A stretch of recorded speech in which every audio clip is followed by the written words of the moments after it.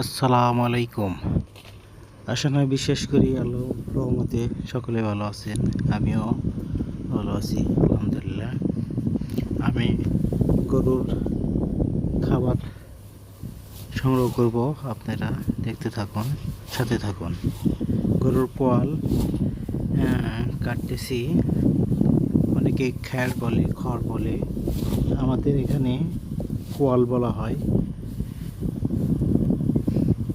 এতে পোয়াল কেটে দিলে গড়িয়ে খায় ভালো এবং নষ্ট কম করে, আর ওইভাবে দিলে পোয়াল অর্ধেকের বেশি নষ্ট করে। এই কারণে মূলত পোয়াল কেটে দিলে সুন্দরভাবে খেতেও পারে, নষ্টও কম হয়। আমরা প্রতিনিয়ত পোয়াল কেটেই দিই।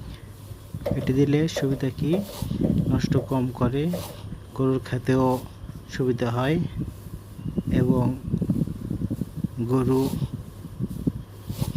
খায়ও বেশি। আমরা সব সময় আস্তাগফিরুল্লাহ পাঠ করব। বিপদ আপদ এবং মুসিবত থেকে রক্ষা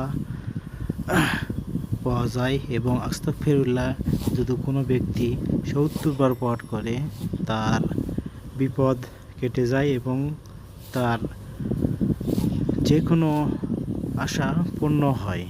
আল্লাহ পাক তার আশা পূর্ণ করে দেন। আস্তাগফিরুল্লাহ, আলহামদুলিল্লাহ, আল্লাহু আকবার, সুবহানাল্লাহ, মানে আমরা যেভাবে পাঠ করতে পারি। মূলত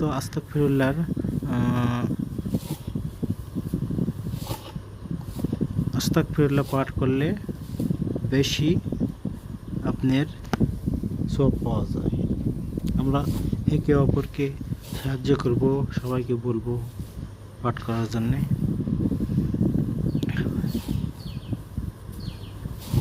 সবাই ভালো থাকবেন, সুস্থ থাকবেন।